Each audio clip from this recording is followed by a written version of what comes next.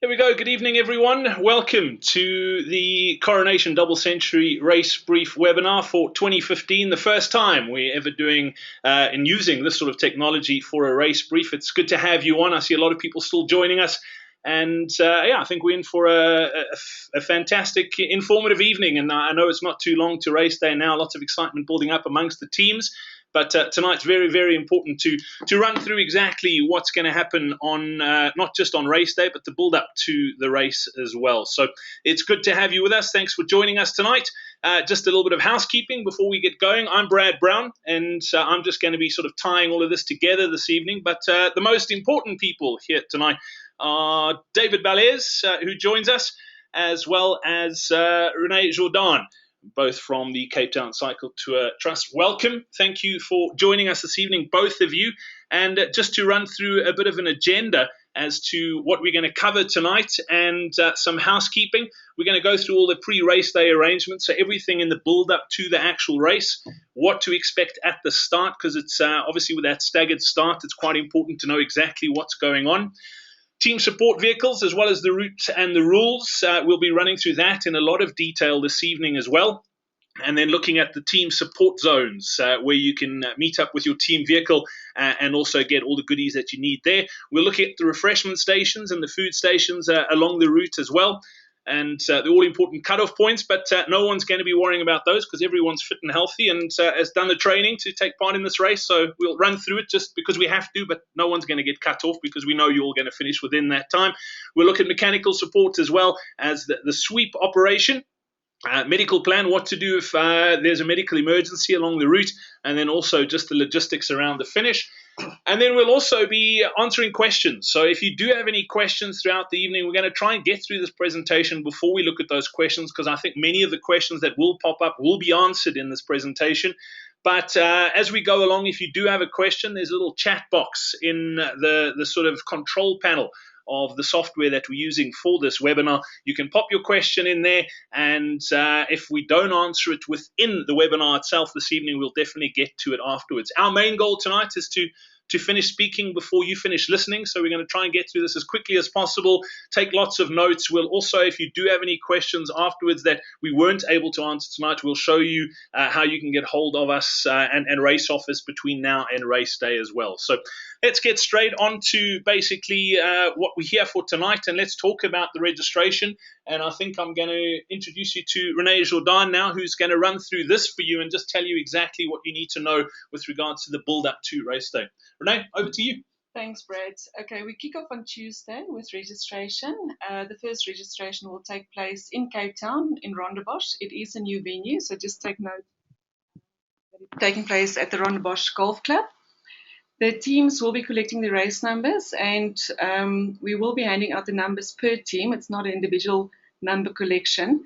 So whoever is picking up those race numbers on behalf of the team, we would advise you to come prepared and with a big boot, because you're going to be walking off with 12 goodie bags and race packs. And then for those teams that have opted for the team box, feed box option, we will also be handing out those empty boxes. And then registration, of course, taking place between 3 o'clock and 7 o'clock in the evening.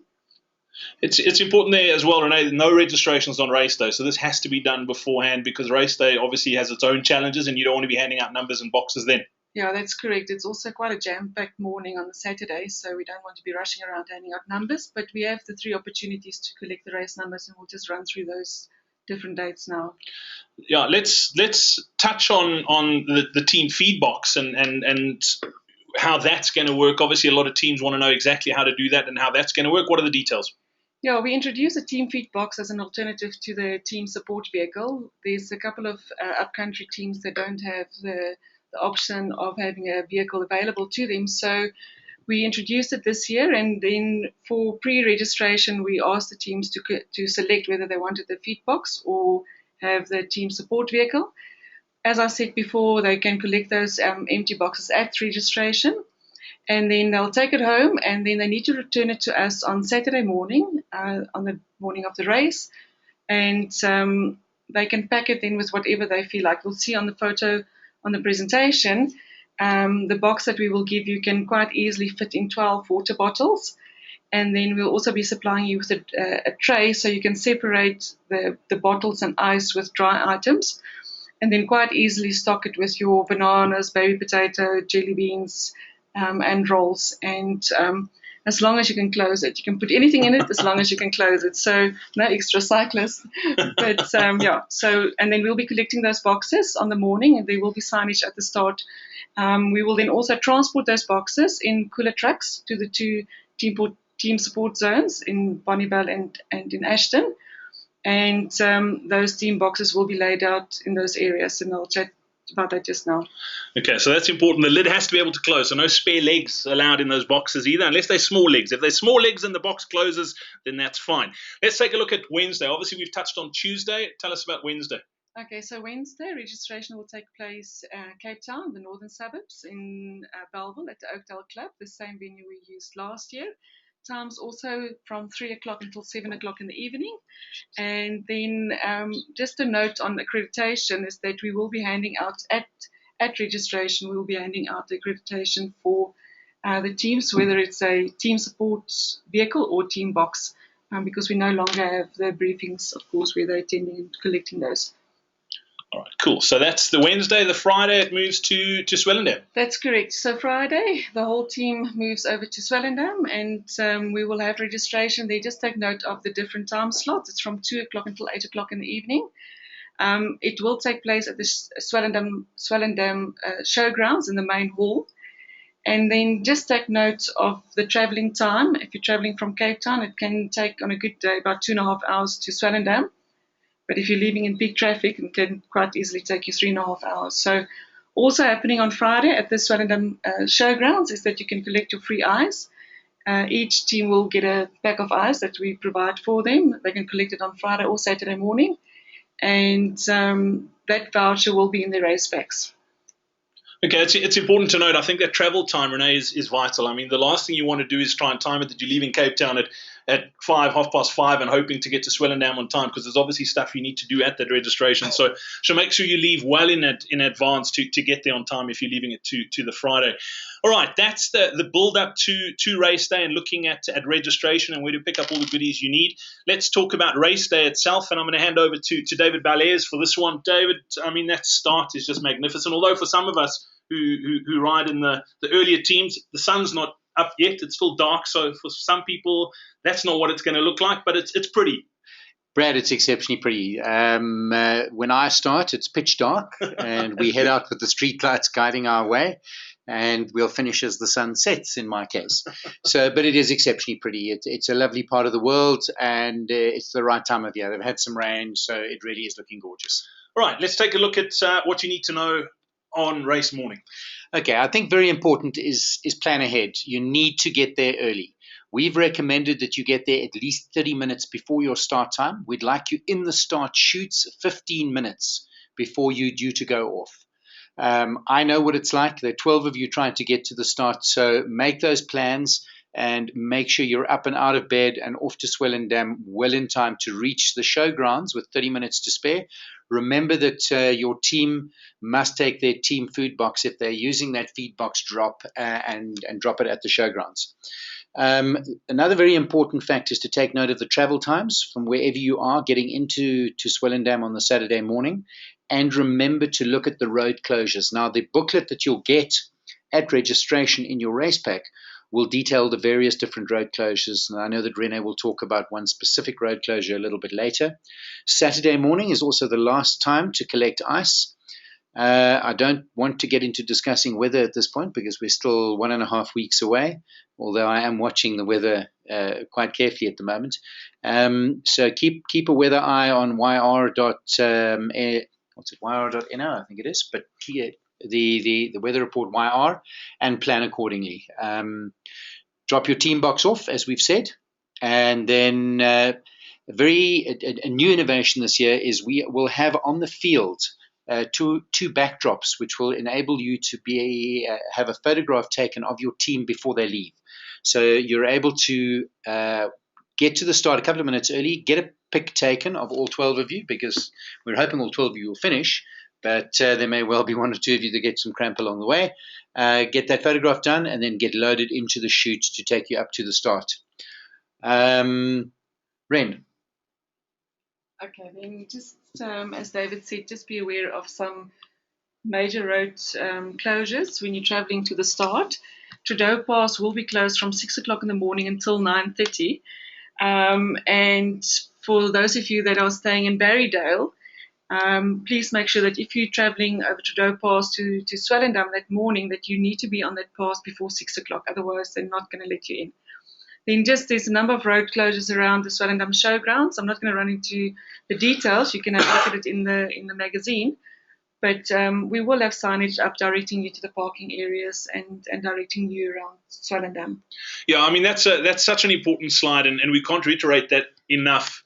Be aware of this. Don't wake up on race morning and realize, ooh, we need to get to the start and roads are closed. These are vital if you are making your way to Swellenham from any of those areas.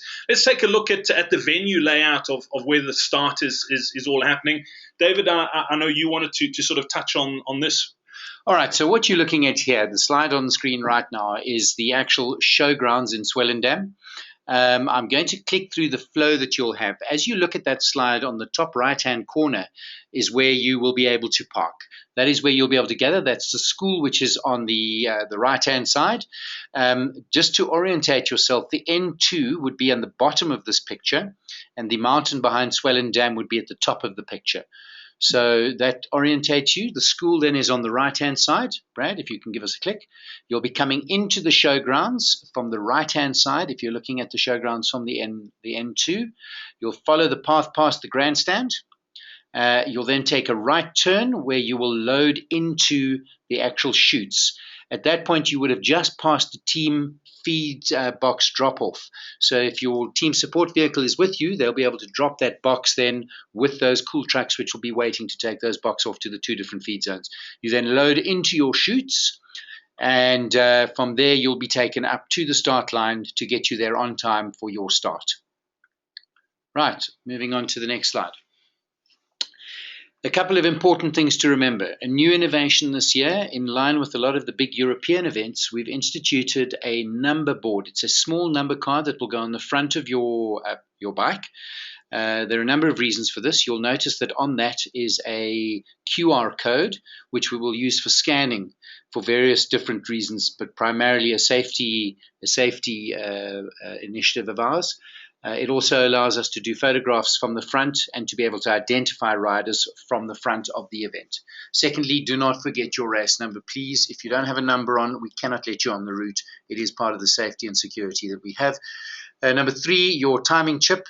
I know that it does become an issue. We will have timing chips available if you've forgotten them behind. Make sure you wear your timing chip. It enables us to know what's happening on the route. It enables us to know how many people are at what point and manage our resource on the day, and also know that we know where you are. And last but not least, your helmet. I've been involved for 23 years at Pedal Power Association, and the old adage of no helmet, no ride will certainly count on the day. Let's talk on the day, and once the teams sort of have arrived at the start venue, let's talk about them going off and what's expected of the teams as they go. Okay, Brad, yeah, it's a fairly harassed affair at the front. You're going to be starting off at 30-second intervals. We used to start the teams 2 teams every minute, but we found that creates a little bit of a bottleneck on the start line. This also allows the team to get a team photograph under the start arch with the mayor firing the gun, and you have your own particular start. You will be ushered up. There will be marshals and there will be staff there to make sure that you're in the correct order.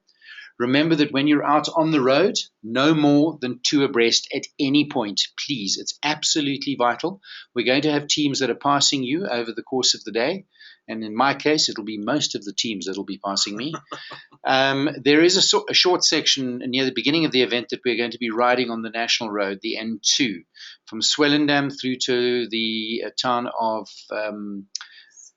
Seebrock. Now, just before the turn off to Seebrock, you'll be on the N2, and it's vitally important there that you ride in single file on the left-hand side of the road in the yellow line. We've been given a very special dispensation to use the N2, and we're most appreciative of that. So please, folks, if you can keep in the very left-hand side, make sure the teams know that at that particular time they must be in single file. And remember, at no point are you permitted to cross the white line of the road anywhere on the 200 kilometers of this route. This is not a closed road event. We have permission to use the roads, but to stick to the left-hand side. So please, no crossing of the white line. If it means you have to hang back for an extra 10 or 15 seconds, that is just the way it has to be. I really am sorry.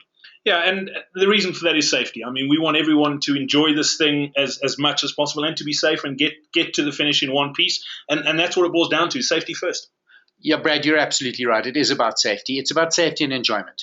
There are folks that are going to be racing this event, and we ask them to be cognizant of the fact that there are folks that are doing it socially. My appeal to the guys that are doing it socially, and I'm one of those, is that be cognizant of the fact that there are racing teams coming up behind you and keep to the left-hand side of the road. Allow those racing teams to pass through and allow them to come through and easily as quickly as possible. We will have think bike marshals on the route, and they will be keeping an eye on you. Rena is going to talk to some of what they're going to be doing, but know this and know it well, they are going to be keeping an eye on us, the cyclists that are participating. Please take note of the caution signage along the route, and that's from when you leave right the way until you get back into Swellendam. A concern for me this year is they are about to start roadworks between Montague and Ashton. The road is not in great condition. It's no worse than it was last year, but it's no better than it was last year. So we're asking you to be exceptionally cautious from the time you turn into Montague on the R62 until the time you get to Ashton, the feed zone. The road is not in great condition. So please keep a wary eye out for kind of subsidences in the road and potholes, and the edge of the road is not great. So just keep your eyes open and remember that the road is not in fantastic condition. Okay, so that's the start and getting away safely and what you need to bear in mind early on in the race. We'll get through the actual route itself in just a moment and look at that profile. But once all the riders are off, there's obviously team cars and support vehicles that need to get to where they need to go as well, and that's what we're going to look at now, and I'll hand it back to Renee. Yeah, once the teams have set off, the team support vehicles need to head straight to Ashton. Last year was the first year that we introduced the no seconding rule on the route. So there's actually quite a bit of time that the drivers can take to head over to Ashton. I think they have something like 2.5 hours before the first riders would actually arrive in Ashton. So the team support vehicles and drivers can take their time to head over to Ashton. As I said, very important, no seconding will be allowed on the route. So we will also have signage and the maps in the booklet directing them to the Ashton support zone. And I think then just to run through a couple of etiquette and logistics around the team support zones and the rules for team support vehicles. We will have commissaires on the route and the think bike marshals. They will be monitoring the behavior of the cyclists and the team support vehicles. So for those drivers, don't think you're going to sneak in elsewhere on the route and do some secret supporting. We will have our spies out on the route, and then it's just for safety that we're doing it, and to be fair to all of the teams. So if you do get spotted either as a team infringing on the rules or as a team support driver infringing the rules, those offences will be called into our joint operations centre. If it's a team support vehicle, I would probably be the one calling you and giving you a warning on the day. The teams, of course, we won't be calling them because they're riding, but you will be called in at the end of the event, and the commissaires will have a nice chat to you. And of course, if there are any protests logged,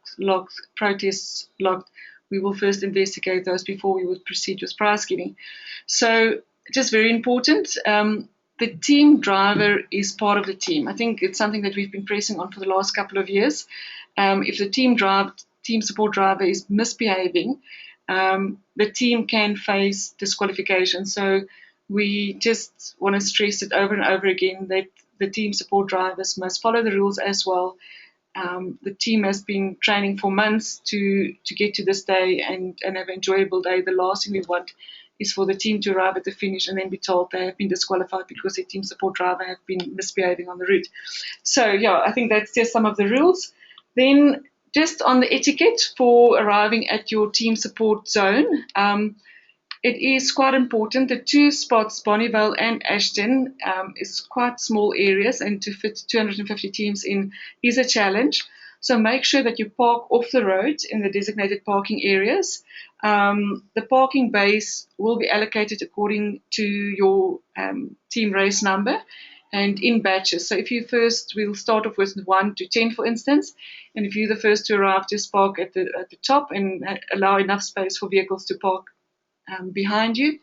And then because there isn't a lot of space, and we're not encouraging people to put up gazebos and go mad with putting out the cooler boxes, I think just be considerate of the other teams around you, but also enjoy it and make sure that when your team arrives, you're ready and waiting for them, and have all of the goodies ready to eat and drink. And then, of course, we will have toilet facilities in both areas. The toilets will be spread out along that 2.5 kilometers space. And then, please, if we can just ask of the teams and the team drivers to keep the area clean and to not leave any litter behind. I mean, we've get our permissions and our permits from the province and from the local municipalities, and I mean, we don't want to get a call to say that we won't be allowed to close that road again because the teams misbehaved. So if we can just stress that again. Then, very important, both in Ashton and in Bonnievale, the team support zone, we actually have full road closure. That's apart from Trudeau Pass and the few road closures around the venue, those are the only other roads that are fully closed. So in order for the team support vehicle to enter that area, you must have your accreditation on your windscreen. That's the accreditation that you will receive in your pack at the number collection at registration. Make sure you know your team race number. Now, this some people might laugh at, but we've had calls in the past where the team driver doesn't actually know the team race number, but we do, of course, print that number on the accreditation sticker. So just get it out of your car and have a look at your windscreen. And then, although the road is closed, just proceed with caution. Lots of cyclists arriving and overtaking in this area, and then, of course, the support vehicles traveling at the same time. It is a neutral zone, so just be careful. For drivers and cyclists, just be aware of each other. And I think then this also important is to mention that the rules of arriving when you cross the timing match at the entrance of Zandvliet Road as they enter the team support zone. There is a timing mat. The time will stop for that team when the sixth rider cross their timing mat. And then they will have 30 minutes grace period or free time. And they can take those 30 minutes or more. Of course, after 30 minutes, the clock will start counting again. And then the time will start again when the first rider checks out at the exit point of Ashton or the Bonnievale stop.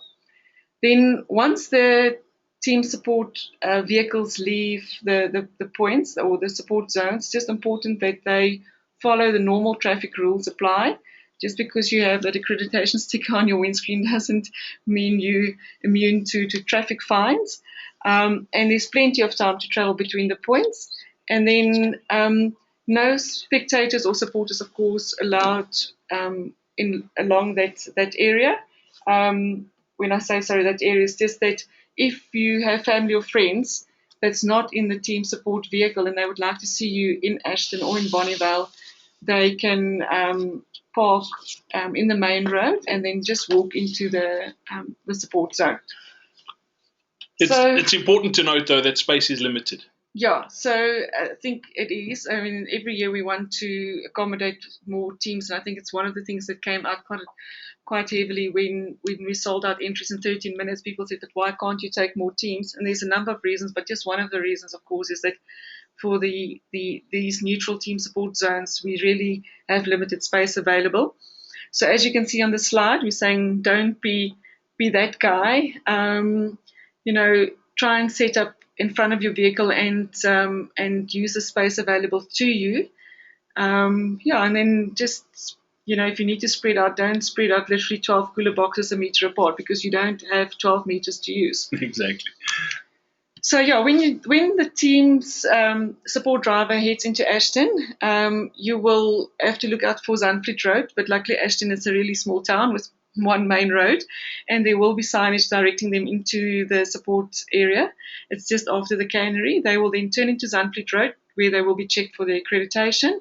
As I said earlier on, it will take the team support vehicle about 40 minutes to travel from Swellendam to Ashton, but it will take the first team about 2.5 hours. So those team drivers can still go and have a coffee in Swellendam before they head over to Ashton. And then, yeah, as I said earlier, spectators just to park off the main road. This is just a map that you will receive in your pack, and it's indicating just a route for the drivers heading out on the R60 from Swellendam to Ashton. Just to take note that the only time the teams will be travelling against the flow of the cyclists is when you exit the Ashton support zone. You are going to be turning right, and the cyclists are going to be turning left, because you need to travel back to the R60.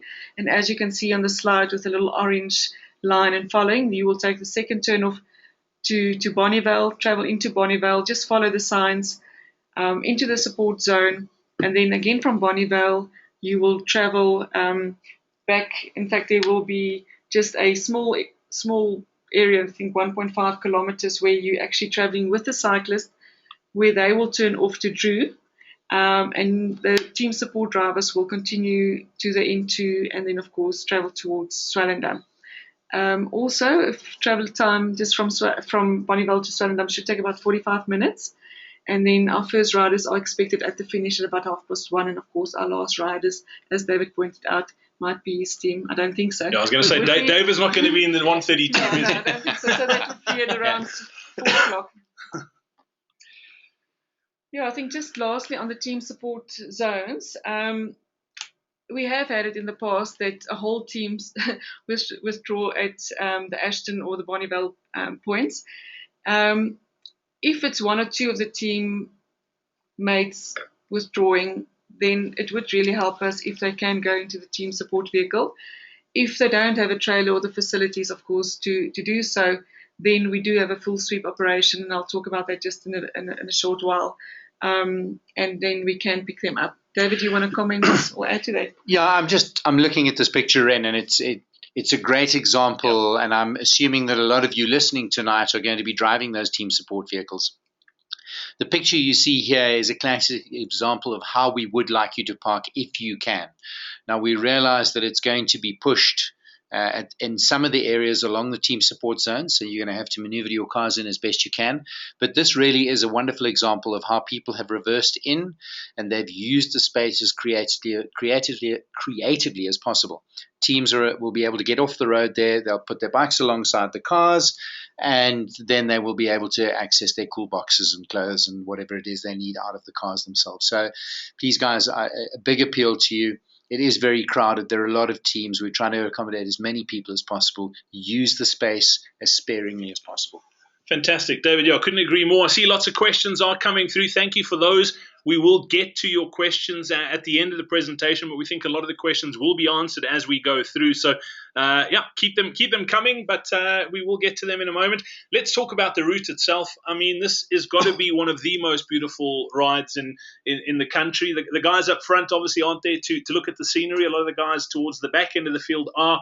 But it's a tough day out, but it's magnificent. David, you're going to run through the route itself. Let's break the news, what people are in for. Right, Brad. Yeah, I've done this a couple of times, so it's something that is, as the guys in my office will have heard me quote on more than one occasion, something that's close to my heart, especially Swellendam. I think if you look at the route profile, which is at the bottom of this slide, this is the key to how to attack the route. The first two climbs of the route come in the first half of the race, the two big climbs, and that is Trudeau Pass and Op to Trudeau. So my advice to any team that's going out to ride is go out slowly. If you've never done this event before, make sure you keep something in the tank at the very beginning, because I tell you what, if you hit those two big climbs at the beginning hard, you're going to hurt at the end. Right, let me take you through the route. You're going to leave Swellendam. You're going to climb out onto the N2, and you're going to have a short stretch on the N2 through to Buffeljagtsrivier, where you will turn left and head down to the gorgeous little town of Seebrock. You'll pass through Seabrook, and then you'll take a left turn onto the Trudeau Pass. Guys, be careful on the Trudeau Pass. It's a lovely climb. It's not exceptionally long. It's certainly shorter than the Op de Trudeau Pass, which you'll climb later. Take it easy, and the descent is not hugely technical, but please, we're asking people to be exceptionally cautious on that descent. There could be stones having come down off the mountain, and it's not always possible to make sure we've got all those stones out the way. They come down once the race is on and underway, so please be careful of that. At the end of the Trudeau Pass, you will hit a T-junction at Barrydale, where you will turn left onto the R62. You've then got a stunning piece of road which takes you through to the base of the Op de Trudeau climb. Now, the Op de Trudeau climb is probably the biggest and hardest climb of the day, as you can see from the profile. It's a lovely piece of road, it really is.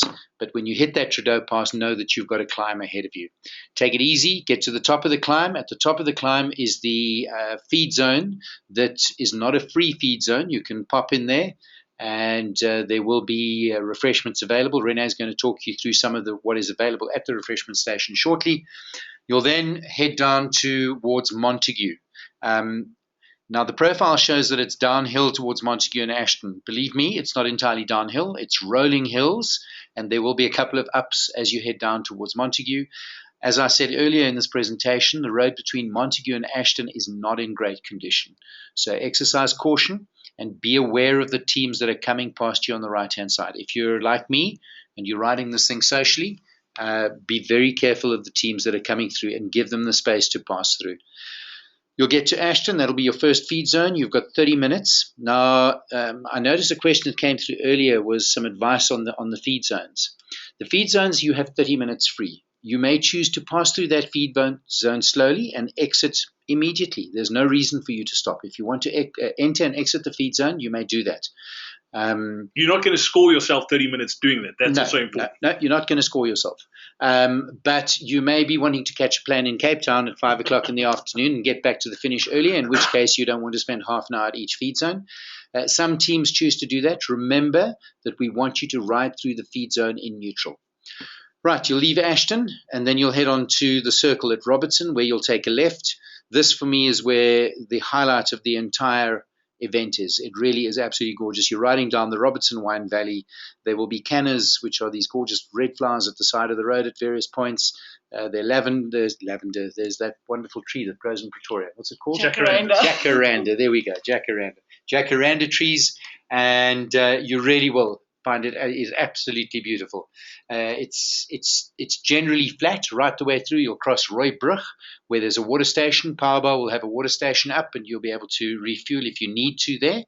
And from there, it's some rolling hills through to Bonnievale, where the second neutral support zone is.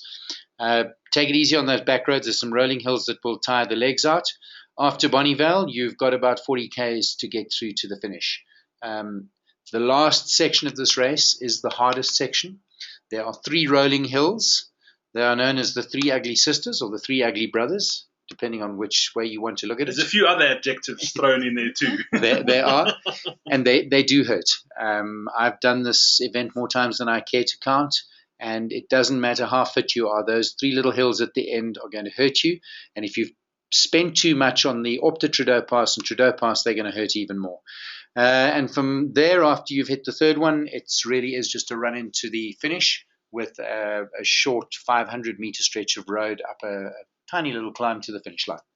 And the celebrations start. I mean, it's absolutely gorgeous. I mean, that's sort of some of the scenery that you will get to see. Let's talk about the stations and what's going to be along the way. Renee, I know you wanted to run through this and what's going to be at the various stations. Yeah, at the Trudeau Pass refreshment station, we will have water. That's still quite early on in the race. Then heading out on Op de Trudeau, we will have the feed station. David made the comment earlier that it's not a free station. I think what he meant to say is that that the time is ticking. So when you turn off, because that feeding station is just slightly to the left off the route, when you go into that feed station, that time counts towards your overall time. So there's no free time giving at that feeding station. At that feed station, we will be serving, of course, water and Coke and baby potatoes, bananas, banana bread, cheese rolls, so the guys can really stock up. And then in Ashton, they would be meeting up with their team support vehicles at the team support zone. Rooibrug at 145 kilometers, that would be another refreshment station that we just serve drinks. And then at Bonnievale, they'll meet once again with the team support vehicles. And then the last refreshment station on the route is at the Drew Hall. And that is also a feeding station where we'd be serving food like the baby potatoes, bananas, and the rolls. So, and we have great support from some of the local companies like Rhodes and SS Car that's coming out to create a vibe and music, and even have had mist tunnels in the past. So I think it's just for the riders to enjoy that. Yeah.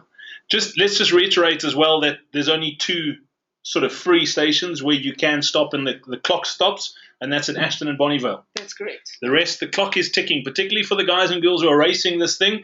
Bear that in mind. If you stop at one of the others, the clock is still going. You can't come afterwards and go, oh, we didn't know. We're telling you now. So the only two where the clock stops, Ashton and Bonnievale. That's great. The next thing we want to touch on is obviously something nobody likes talking about. It's important to have at an event like this. We hope no one needs to use it, but it is important to have. Let's talk about the medical side of things, and if somebody does need medical attention. Yeah, I think often people are not aware of the plans behind the scenes, and for this event and all the events that we organize, we really take the medical support very seriously. So for the Coronation Double Century this year, we will have 12 doctors on site and nurses. On the route, we have 7 ambulances with paramedics, of course, on those ambulances. Then at Bonnievale, now that's just as you exit the team support zone, there would be advanced life support medical point. So, if there are any cramping, or no matter if it's minor or minor medical incident or scenario, we encourage the guys to stop there before they head out to Drew and this last ugly Three Sisters that we spoke about. And then we have a full medical facility at the finish venue at the showgrounds, and then also paramedics on our sweep vehicles. And the finish line, which is a couple of kilometers away from the finish venue, there will be a medic on site as well.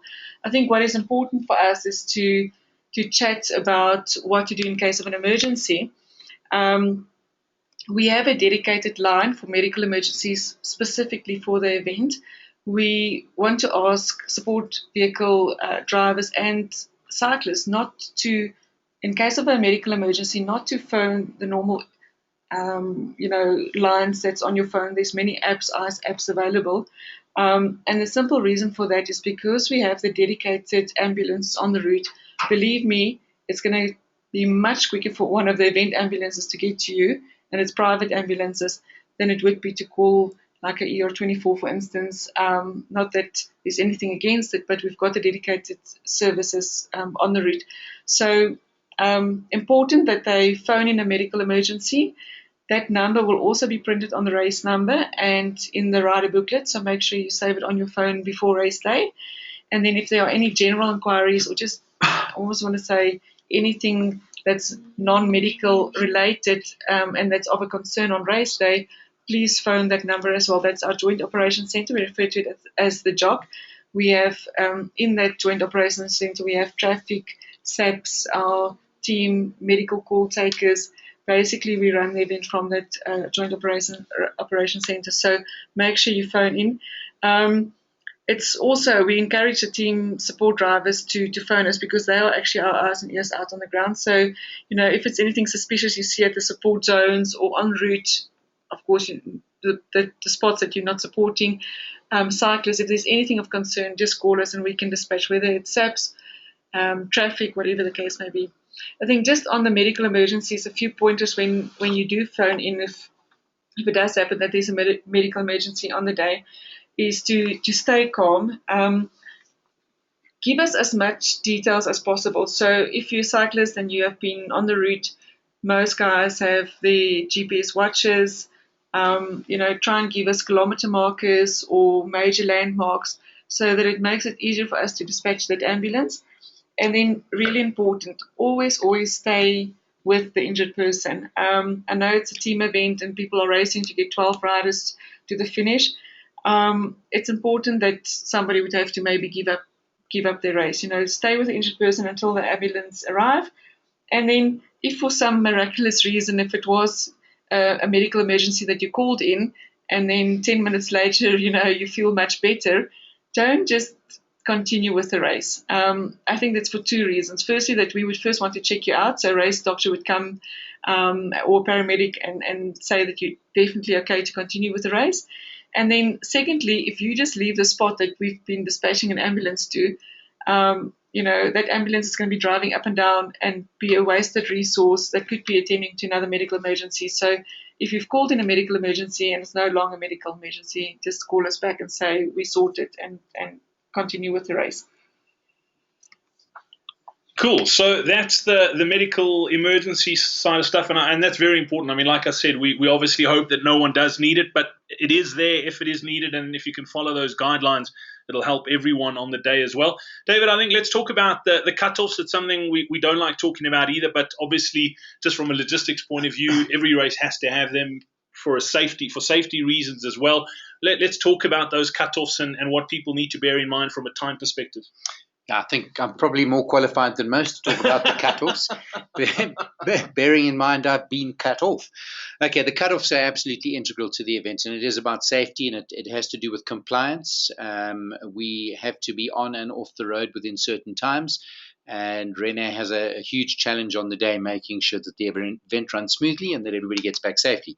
So at Optrudeau feeding station, we will have a cutoff at 10 o'clock. If you haven't made it by 10 o'clock, you will be put in the sweep vehicles and you will be taken back to the venue.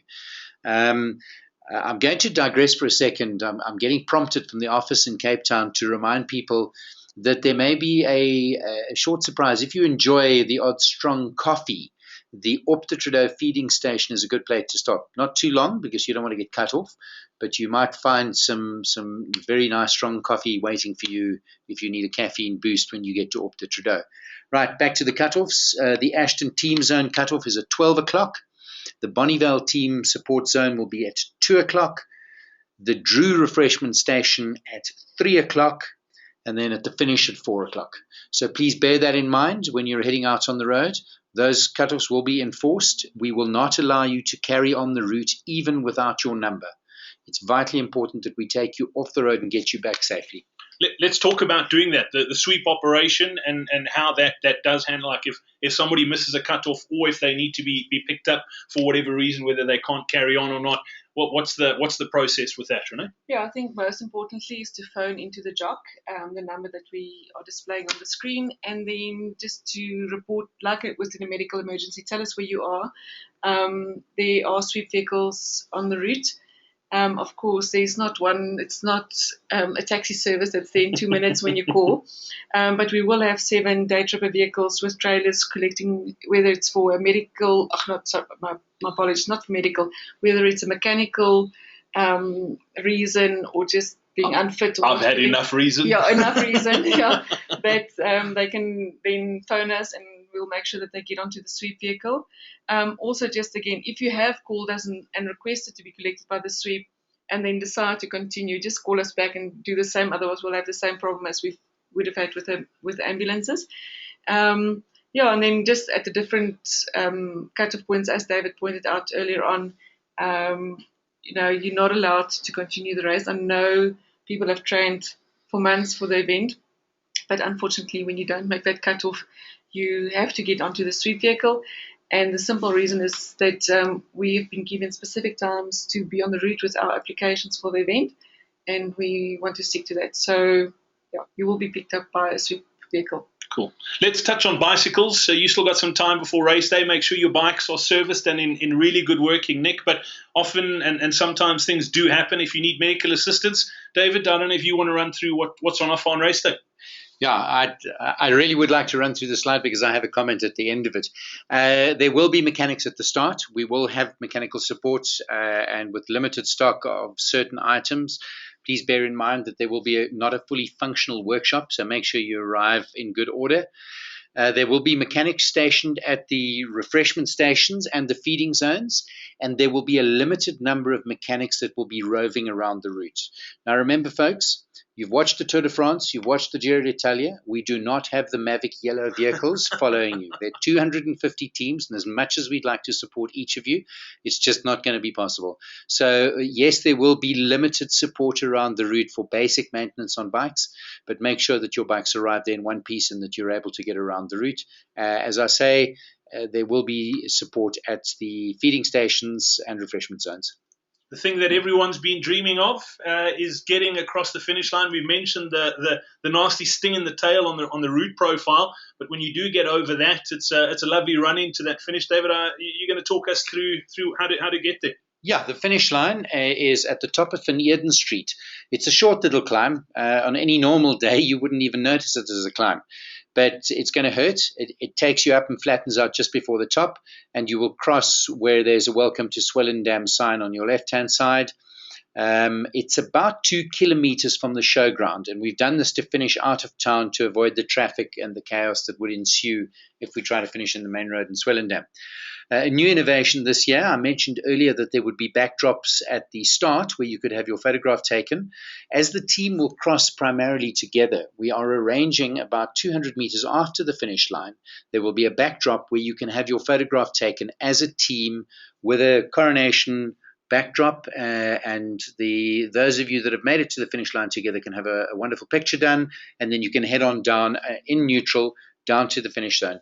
Please remember that once you cross that finish line, it is neutral. We will have marshals, and there will be signs that will take you from the finish line down to the showgrounds where your loved ones will be waiting for you. Let's talk about that sort of movement to those showgrounds and sort of how to get into those showgrounds for the finish and where to get your much-deserved meal and something to drink and something warm afterwards. All right, you're going to be coming down Murray Street, which is a steep hill, crosses the main road, and then you will see the first red arrow. Now Brad's got the second red arrow. Down Murray Street, right in front of you, you will see the N2. You will take a short left up a tiny little steep hill, which is really just there to punish those legs one final time. And believe me, I'm riding with you. It's going to hurt me just as much as you. You'll then go under a wonderful big arch, which will take you down to the entrance into the showground, where you will then be able to pick up your various medals, etc. And I'm going to get Renee to run through that in the next slide. You'll then turn into the chute, and there'll be a bike park. Renee will take you through what will happen once you get into the showgrounds. Yeah, once you enter the showgrounds, you'll go through the Coke area. You'll be handed your medal. Just take note that your meal ticket and drink ticket, which is complimentary from Coronation, will be attached to your medal. You will then proceed and be handed a refresher towel, which is also a gift from Coronation, very kindly of them. And then you will enter the bike park area. Now, for the bike park, there are two options. Either you have to go into the bike park. So if you're staying at the showgrounds, you have to park your bike in the bike park. If you're not staying at the showgrounds, you will use a quick escape to enter the showgrounds. Just quickly on the bike park, I know we had some challenges in the past, but we have changed the system and have really bolted up with a lot of manpower and have a look at that security. So we believe that it's going to be a good system, and you can rest assured that your bike will be safe with us while in the bike park. It's also just a security and a safety thing for us with over 3,000 cyclists. We can't really have those 3,000 bikes lying around the venue, because it makes it really difficult for the crew and spectators and cyclists to walk around. And of course, in case of emergency, you can't be tripping over bicycles. Then we will have a bike wash area. Muck-Off has currently sponsored a number of bike wash, and we did send out a mail, and I think for those teams that were the first to supply the team names, we're given a complimentary bike wash. On their race number would be a little pink sticker, and when they go through that area, there will be ladies and guys taking your bike and go and wash it, and it will be waiting for you in the bike park when you return. The bike wash option is also for sale at the showgrounds on the Friday. Then once you have settled and have sorted out your bike, we will be serving a fantastic meal, a big improvement from what we have offered in the past. It's currently sponsored by Coronation and Food Lovers Market.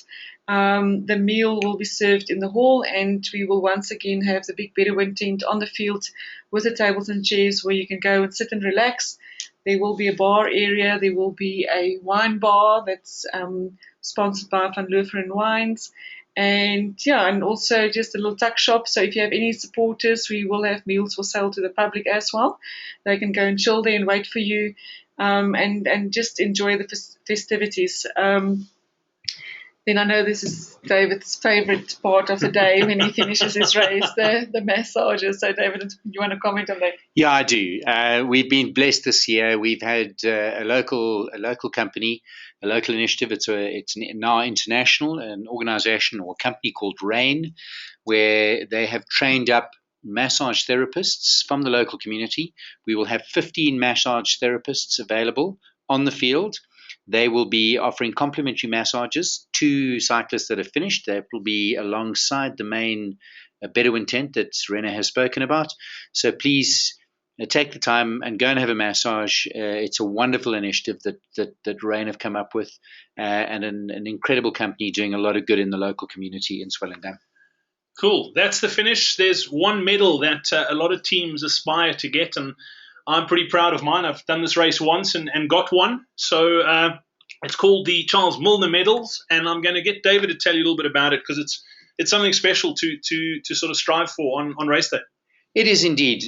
Brad, I've never raced this event. I've only ever ridden it. And for me, this event has always been about getting 12 souls across the start line, which is a challenge in itself, and then getting 12 souls across the finish line together.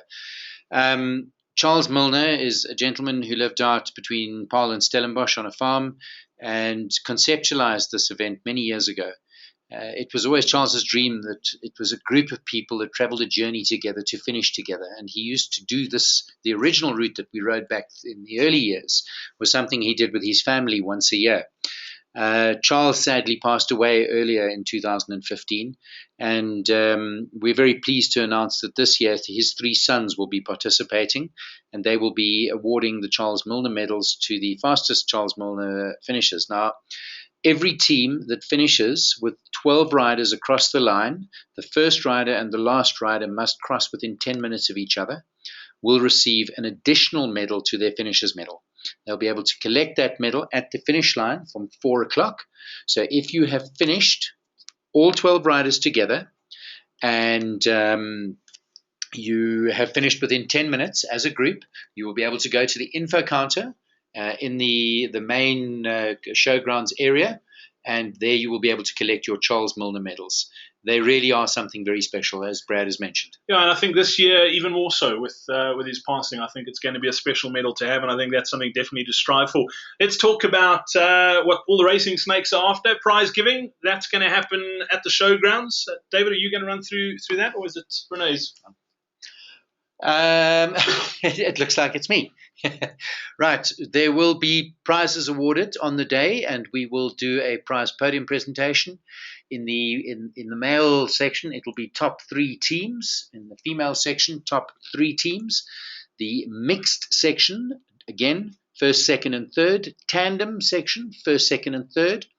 In the Charles Milner, the first male team and fastest male team with all 12 riders. Then the first female team with all 12 riders, and then the first mixed team with all 12 riders. And I must say, it's very interesting. There are people that are going for time, but more and more these days we found it's about people trying to cross the line as a group of 12 that have started together and traveled a journey. It really is wonderful to take somebody that's battled in the middle of the race and nurse them through and get them to the finish line with the rest of the team. Very important, if you suspect that you are in the top 3, make sure that you get down to the info area where you'll be able to confirm before prize giving. And it is vitally important, if you qualify for a prize and you're not present, the team will not be awarded the prize money that is due to them in those top 3 categories of male, female, and mixed. So please make sure that you are present for the prize giving. We owe it to our sponsors that you are there and present and correct in your team kit. So thanks for that.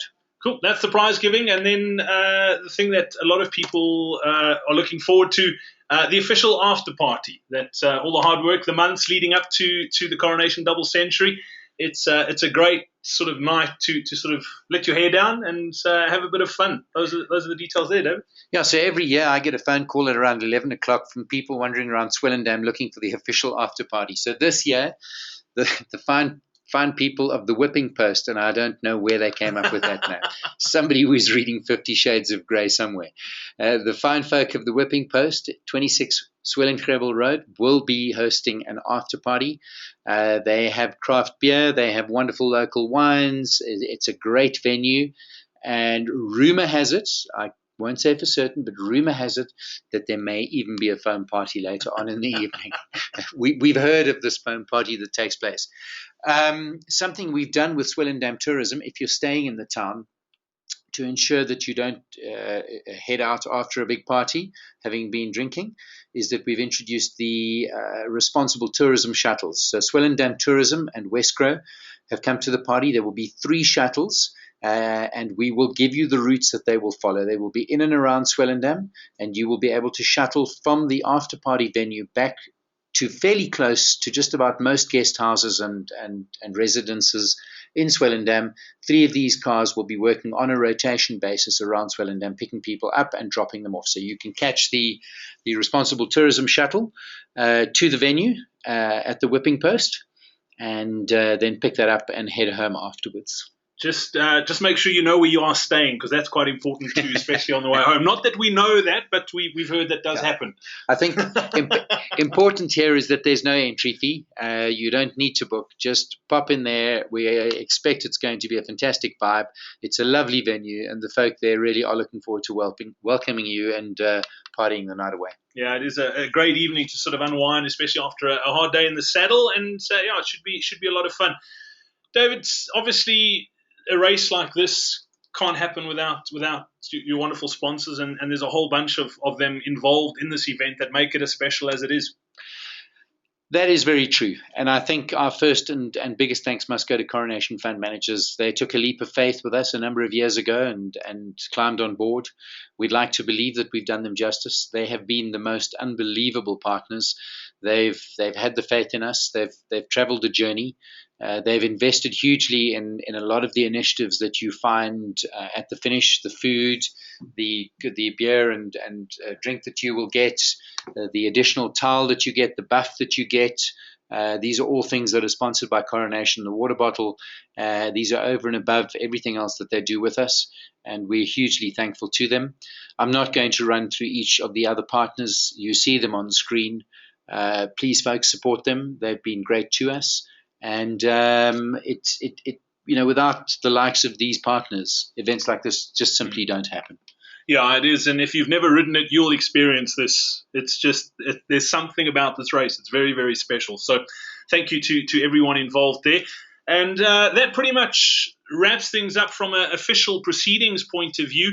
We're going to open the floor to some questions now. I mentioned at the start and halfway through the presentation that there is a little questions bar in the sort of control panel where you can pop your question in now. But if you're like me and you've got a bit of look squirrel or a mind like a goldfish, if between now and race day you think of something and you need an answer, you can pop an email to info@coronationdc.co.za, or you can contact the office 087-820-7223. On race day, if there's anything you need, that's the number there, the 028-514-1457 or 67, and you can also get a lot of info on the website as well.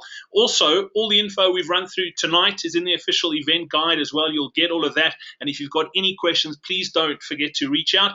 We're also very active on social media. That's the hashtag to use if you're on Twitter, CDC 2015. You can also follow us at the Coronation DC as well, also active on Facebook and Twitter. Renee, you wanted to jump in? Yeah, I just want to add the telephone number on race day, the 028. It's not a typo. Often people think it is, but that's the dialing code for Swellendam. So that is where we're setting up our joint operations center. So just take note of that number.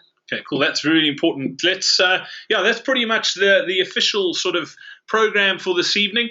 It's all happening 21st. We'll see you on the start line, but let's take a look at some of the questions that are coming through at the moment. Somebody asking, there we go.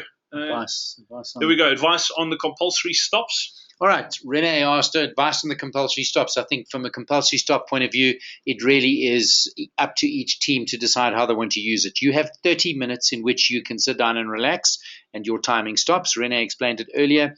The sixth rider stops the time coming in, and the first rider starts the time heading out.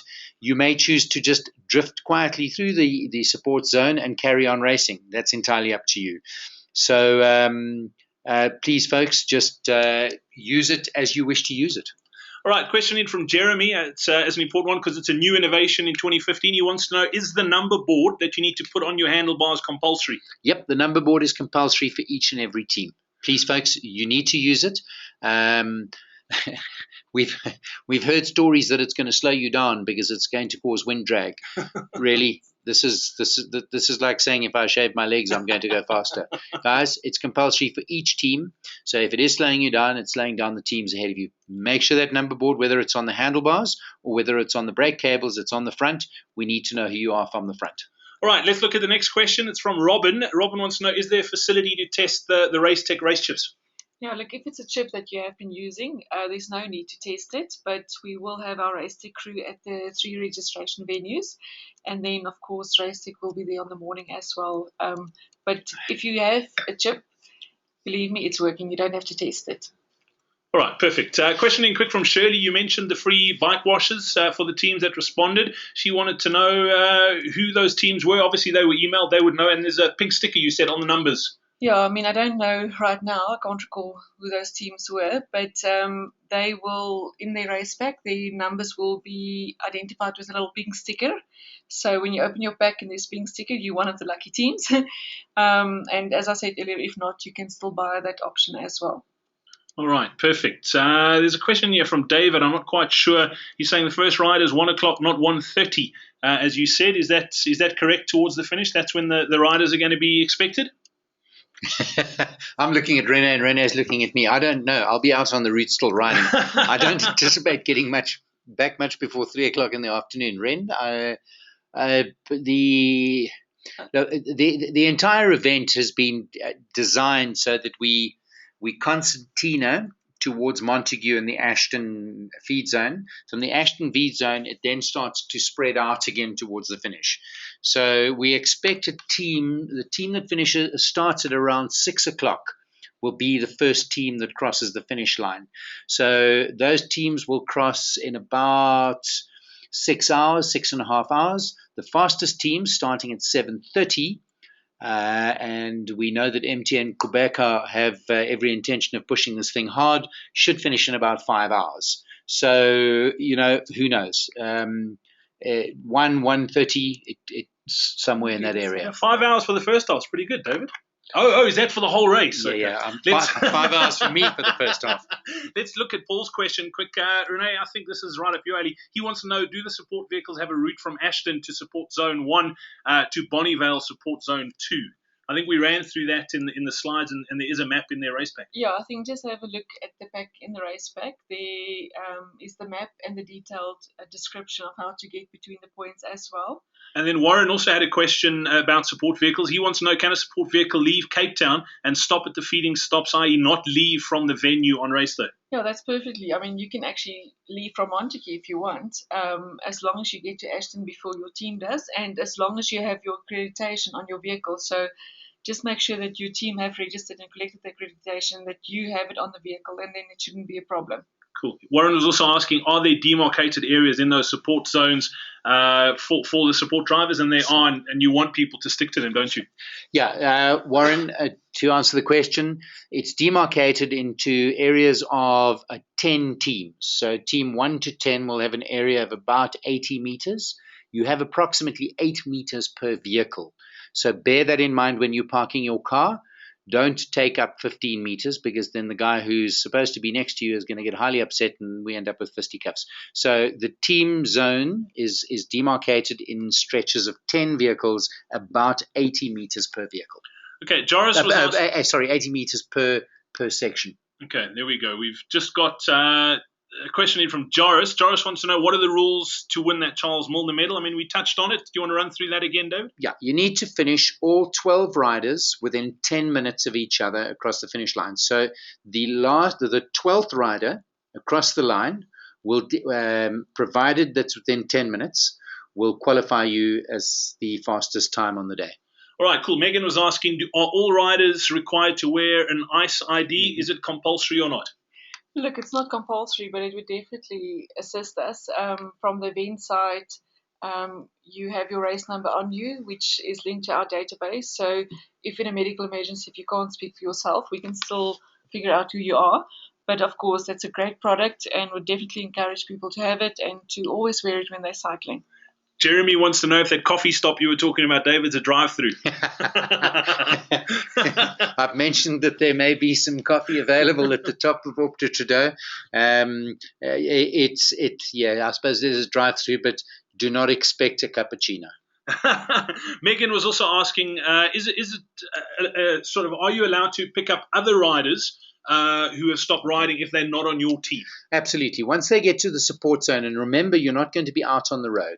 So if you're in a support zone and somebody else has bailed and their team vehicle is left and you want to give them a lift, absolutely fine. Okay? So by all means, but remember, you are only allowed to collect riders in the support zone because you won't be allowed on the route. Ren? No, I think it's Yeah, okay, cool. Jan's just giving everyone the heads up. He's saying the forecast looks rainy. I've learned never believe what a weatherman says, but if it does rain, Jan's saying pack rain kit. It might be needed. Yeah, I think, look, I've grown up in the Cape and in Swellendam. It's an area that can have 3 seasons in one day quite easily. We've had rain, we've had wind, and we've had hectic heat in 1 year, a couple of years ago. The current weather forecast is showing rain. YR is notoriously accurate. However, YR will change its mind over the next 10 days. So I'm inclined to start looking at that YR weather report from about next Tuesday, Wednesday. Okay, here's a question, and I'm going to answer it because I know the answer to this. Have you ever got 12 across the line, David Balez? And the answer to that question is yes, because I have one of those medals and I was on that team. So there we go. All right, this is an interesting one from Warren. He says, does it apply if they've only got 8 riders? Obviously, if they don't have a full 12, do they qualify for Charles Milner? No, you have to start and finish with all 12 riders. Again, a prompting from my office. When it comes to team riders that have dropped, and can they ride with your team? So the rule is that we don't want people bunching up into large groups on the road. If there is a rider that is in trouble and needs some help towards the finish, by all means allow them to hook on the back of your group. What we don't want is racing groups hooking onto each other. This is an event that is about a spirit, and it's about a spirit of conquering 202.8 kilometers, and there'll be an argument about that later. So yes, if there's somebody in trouble and you can help them get to a support zone, by all means allow them to jump onto the back of your group and help them through. Okay, great question from Clinton. He wanted to know, are the cutoff times based on your start time? Obviously, with that staggered start, how does it work, Renat? No, it's not. So the cutoff times that we displayed earlier on, and that's on the website and in the magazine, that's actually the clock time. Yeah. So you need to make it to Op de Trudeau at 10 o'clock, to Ashton by 12, Bonnievale 2 o'clock, Drew at 3 o'clock, and of course the finish at 4 o'clock. All right, perfect. Another quick question from who's this from? From Clinton. He was asking about split calculators. Are there any split calculators available? My understanding is we're going to have an app, and I'm looking at Renee for support here. My understanding is that you will be able to track the riders around the route. More information will be emailed to you over the next week from our friends at Racetech. But they should be able to. Are there split time calculators? No, we're going to leave that to you when the teams come into the support zone to SMS your next crew waiting at the next support zone. Okay, cool. Question in from Liam. He's saying his team didn't specify their choice of team feed box versus team support vehicle before the deadline due to admin error on their side. He's just been appointed as team captain now. He wants to know, is it possible to make that selection online now? Look, he doesn't have to make the selection online, but he just needs to instruct his team when they go through to registration, whichever one of the 3 registration venues, is just to chat to one of the team leaders and request whether they want to have accreditation for a team vehicle or for a team feed box. All right, perfect. That's Liam's question. Here we go. He's asked, no, it's just David being David. Is it a foam party for real or not? PGP might boycott if there's no foam. I see we get into the serious questions. Okay, so Michael, that question comes from you. I've got to be careful how I answer this one. PGP will not be disappointed. Let me put it to you that way. So if PGP were to attend that party later in the evening, they certainly wouldn't be disappointed. I love it. Richard wanted to know, is there a place in Swellendam on Friday, the night before, where you can store your bikes to be collected on race day? Yeah, we have partnered with a couple of long-haul bike transporters that is using facility at the showgrounds to store bicycles. So I would just advise Richard to go onto our website, have a look at those offerings, and then to select one of those services. That's the best offering, I would say. I think what Renee is saying is you might need to touch base with one of the long-haul bike transporters and use their lockup facility on the day, not necessarily take your bike up with them. But certainly I think that's something we could consider for years ahead, is looking at a facility for the teams to rack their bikes the night before and then arrive on the morning and have their bikes present. So that's something we can look at. But I would contact one of the long-haul bike companies and see if you can leave your bike with them, and that will be secure. I love this question. Tom's obviously expecting that there are going to be some people blowing up in his team on race day. He wants to know, what are the cutoff times for team members that finish after the first 6 to also get team time? 10 minutes. So if you want to be part of your team, you finish within 10 minutes of the balance of the team riders. You may still finish as a rider and receive a finisher's medal and be considered as a finisher. So in many years I've finished many years with 12, which was the question earlier, but I have finished many years with less than 6. And we then get considered as 6 individual finishers and not as a team finish. All right, next question has got to do with the feed station at the top of the Trudeau, and it's from Thomas. He wanted to know, is that stop compulsory? Do you have to stop there? No, definitely not. Because it's one of the stops that the clock isn't stopping, it's not compulsory. So for teams that choose to continue, they will simply continue straight onto the route. And then for teams opting to go into the feed station, they would have to turn left to follow the signage. As I said earlier on, it's just slightly off the route. I actually like the drive-in that was mentioned around the coffee earlier on, because it is very similar to a drive-through. You literally go off-route, drive-through, and exit again. All right, Warren's question is, how do you get accreditation for your driver's vehicle? Okay, that would be handed out at registration. So when you're collecting your race numbers, you would also get a pack for your team support driver. It will have the accreditation, it will have the maps, and then also the meal ticket, which we didn't mention earlier on, is that the team support driver also gets a meal when they finish in Swellendam, and that ticket would be in the race pack as well as the ice voucher. All right. Next question came through from Zahir. He wanted to know, is team drafting a serious offence? David, you were talking about that. Yes, it is. Teams are not allowed to draft each other, and this talks to David, who passed some comments earlier. We do not want teams drafting each other. There's a huge difference between an individual hooking on with a team because they need some support to get through to one of the support zones, and teams drafting each other. Please, folks, this is a team event, teams of 12. Allow teams coming past you to move past and drop back or move past them. What we don't want is to have teams of 200 or 300. I have ridden in the middle of the field. I've ridden at the start of the field, and I've ridden at the back of the field. I know exactly what it is like. So please, if you're not racing to win, there's no reason to hook onto the back of a team and try and break some ridiculous record. Allow the teams that are coming past you, who are obviously faster because they've caught you, to move through, and then carry on at your own pace. All right, question in from Jan. He wanted to know, what time does the first team start? David, you're normally in that team, aren't you? Yeah, the first team is one of the Coronation social teams, and they will be going off at 5 o'clock. And for those of you up early, you will see me on the start line at 5:01. Okay, perfect. Question in from Jeremy. You mentioned no gazebos in the stops in the sort of feed zones. Are they allowed to put a branded feather banner or umbrella at the feed zone position? So it's all about safety and it's all about space. So put up a feather banner by all means, one, and make sure that it is secure. Okay, make sure that it's pegged into the ground and tied down properly. And likewise, if the wind is blowing, don't put up umbrellas. If the wind is not blowing, then have an umbrella in your hand. But it is about safety, it really is, and about space that you've got. So the reason we're not allowing gazebos up is that they do take up an exceptional amount of space, and we don't want people imposing on other people's areas.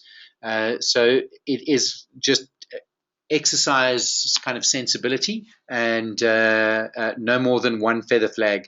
But remember this, your team knows where you will be. To within 80 meters, they will know exactly where you are because we designate 80 meters per 10 teams. It's not going to be difficult to find you. Okay, Nick is asking from what time can they drop the feed boxes on race day at the start? We'll be there from about 4 o'clock in the morning. So, but I don't expect 4:30. any team to arrive before 5. So yeah, anytime from 4:30 we'll be there. And then they must just make sure that they hand it in before 7:30. So if you have been tasked as a team support driver to hand in the box, make sure you hand it in before 7:30 because that's when we close up the cooler truck and transport those boxes up to Bonnievale and to Ashton. Well, Megan's looking forward to the foam. She wants to know, will team vehicles be allowed to park inside the venue or in the public parking after the race is finished? Where do the team vehicles need to park? Team vehicles will not be allowed to park in the venue at all. There's parking at the school. As I pointed out, if you had the N2 behind you, looking at the hill behind Swellendam, on the right-hand side is a school where parking is available. And that is where all team vehicles will be required to park. Yeah, and that's for Friday and Saturday because we're setting up the venue. No vehicles will be allowed at the venue on Friday as well. Correct. So just follow the signage directing you to the parking. And Megan, just so you know, we believe there's going to be a foam party there, and if PGP have anything to do with it, it's going to be an exceptionally large foam party. I love it. Yasmin wants to know, will any external massage services be able to be set up? Anybody wishing to set up massage services will need to contact the office. They will need to speak to Chad. But at this point, unless you're massaging your own team, there's no commercial opportunity to set up massage services now. We're partnering with the local community and a local business, and it's being offered free to everybody. So please, let's respect the local communities. Janine's asking about the sort of the zones and putting up gazebos, wanting to know why can't they put gazebos up? It's a real blessing for support crew as well as the cyclists when they do arrive in those neutral zones. Renee? Yeah, look, I think it just comes down to space issues again. As we pointed out a couple of times now, there's limited space available, and because it's not a purpose-built venue, these areas, some of the sport vehicles would see when they park in their spot, there's actually very little road reserve, and some areas it's bigger, so it's just difficult for us to say up front, team 1, 2, and 3 can put up a gazebo, but team 5, 6, and 7 can't. So we also want to be fair to all teams, and just having looked at those two areas, there is really not a lot of space for gazebos. Cool. Liam sounds like they're planning on eating lots on race day. He wants to know, are teams allowed to make use of both support vehicles and the feed boxes? No, look, how much do you want to eat? Yeah, how much do you want to eat? Look, I think it's actually, we won't object against it, but I think for the team itself, the way that the support zones are going to be laid out is that when you come into Ashton, once you've crossed the timing mat, your feed boxes are going to be to your right. In Bonnievale, it would be different. You're going to travel through the feed or the team support zone, and it would be set up at the end. So I think if you have a vehicle, you're going to meet up with your vehicle. I think it's not at the same place. The boxes are not, we actually haven't said it before, the boxes are not going to be laid out as the vehicles. And we're doing that for security purposes. And just to obviously manage and pack out the boxes and pack it back into the truck. So all boxes would be located in the same spot. And I therefore would say it's not really going to pay off for you to have a team support vehicle and a team support box. All right, question in from Richard, trying to make sense of this. Richard saying, if your team doesn't complete with 6 riders, do the riders who do finish get an official time? So, Richard, yes, the answer to your question is they do. They get an official time. You do not get an official team time. So, as I said earlier, I have finished a number of these events where I have got a time as an individual, but we finished with 5 riders. So, the 5 riders that do finish will receive individual times. Remember that if you finish with 6 riders, but they finish outside of 10 minutes of each other, they will also then receive individual times as finishers. But the team, whatever the team name is, will not be considered as a team finisher, individuals only. Okay, this is from Janine. It's not a question. It's just a fact. Ice vouchers are in the team captain's pack, not in the team driver's pack. So there we go. There's some... I see that our staff at the office are working late tonight and are obviously tuned in. So thank you, Janine. Thanks for that. All right, Alistair's got a great question. It's about the feed zone at Ashton and Bonnievale in the 30 minutes. He wanted to know, is the 30-minute feed zone stopping, is that for Ashton and Bonnievale combined or only at Ashton? No, you have 30 minutes, Alistair, 30 minutes at each of those zones. So you have 33 minutes from the time your 6th rider crosses in Ashton and 33 minutes from the time your 6th rider crosses in Bonnievale. And it's not a combined hour. It's 30 minutes at each. So 30 minutes at each. So if you use 15 at the first one and 45 for the second, you're going to have 15 minutes added on. Correct. Okay, so that's, I think, is important as well. Have you been able to get any road closures, the route through the tunnel? And the first stop is notoriously dangerous as teams concertina. No, we don't have road closure. Certainly not through the Kochmanskloof, which is the one you're talking about, through the pass. We're asking teams, and remember that we're on a fairly substantial arterial road, the R62 that leads up. It's a tourist road. It's that time of year that it is fairly busy. It's very difficult to close that because there are very few access points across for people that live there. So we've been given permission to use it, but we don't have road closure on those. So vitally important that the teams are aware that they must stay to the left of the center white line. Okay, here's one from Vadner. Vadner wants to know substitutions at registration only? Yeah, definitely. As we pointed out, next Tuesday, Wednesday, and then Friday at the Swellendam Showgrounds. Just go over. They are almost what I call it a penalty fee, 200 Rand, if any changes are made to the teams at this late stage, because the teams have missed the cutoff. So just head over to registration, and that's where you can do the substitution and changes. Okay, is it possible to have more shade at the end of the race on the field? If it's sunny, there was very little shade for the riders? I must say that does confuse me because certainly the Bedouin tent we put up last year wasn't full at any point. I sat up on stage and I saw a large number of tables empty. We go to a fairly substantial cost to put up a very big Bedouin tent, compliments of Coronation. So bear that in mind. Let's see how it goes this year. If we need more, we certainly will look at putting up more. Right, Tom's asking, is it possible to put up the club gazebo at the finish? If so, do they need to reserve space? Yes, they do. They would need to contact our logistics office, and they would need to do that before Monday morning. They would need to send an email to chad@cycletour.co.za. No clubs. There's obviously limited space on the field, and we need to make sure that it is allocated in accordance with those that have applied, and those that have paid for spaces on the field. All right, cool. And one question that's come through quite a bit, and it looks like we've got to the end of the questions, is will this presentation be available after the fact? We'll be popping out an email tomorrow to everyone who was on this with details on how you'll be able to access it and watch it. Chances are it will be available. So if you want to send that link to your team, if you were just the team captain today and you want them to watch it, we will definitely make it available online in the next couple of days. And David's saying 200 Rand each. Yeah, that's for the changes that will be made at registration. You'll pay that fee of 200 Rand per change. Cool. All right, and I think that's about it. No more questions. If you do have any questions, please do pop them onto that email. It's info@coronationdc.co.za. You've got all those details as well. Please do be in touch if there's anything you're unsure about, whether it be foam related or not. Do get in touch with the office between now and race day. Have yourself a great final build-up to that race, to race day. Enjoy your taper. If you haven't started training yet, now's probably not the time to cram some crazy long rides in, but good luck. Safe travels. If you're not in the Western Cape and you're traveling from all over the country to Swellendam, best of luck, and we look forward to seeing you there. Donald wants to know, can we bring our own foam? Donald, I'm going to defer to PGP on this. You can bring your own foam if you like. All right. Toby was saying my question, so I'm just going through. There we go. Toby wants to know, when does Rule 5 apply? I'm going to have to. Rule 5, Toby. I'm going to ask you to type Rule 5 in. I don't have it with me. Maybe our team at the office can just help us. If somebody in the office can send that through to us, Toby, we can answer you. Here we go. There's a few of them coming through. We'll keep it tidy. We'll just give you the abbreviation. HTFU. That's big girl pants. There we go. Thank you very much. And I think, here we go. Someone's asking if it's single file between Montague and Ashton. Again, it comes back to safety, folks. We're asking you to be sensible on the road, and we're asking the teams to be sensible.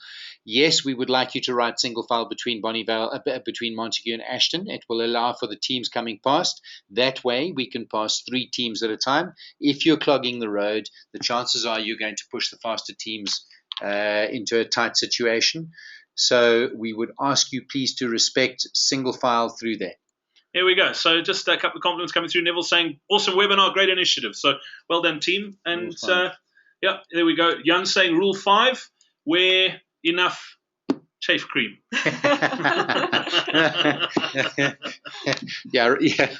Thanks, Jan. Rule 5, enough chafe cream is definitely required. All right, we're going to call it a night. If you do have any questions, once again, info@Coronation DC. That's where you can be in touch. We look forward to seeing you down in Swellendam, and safe travels. And we'll see you all soon. Cheers. Thank you very much.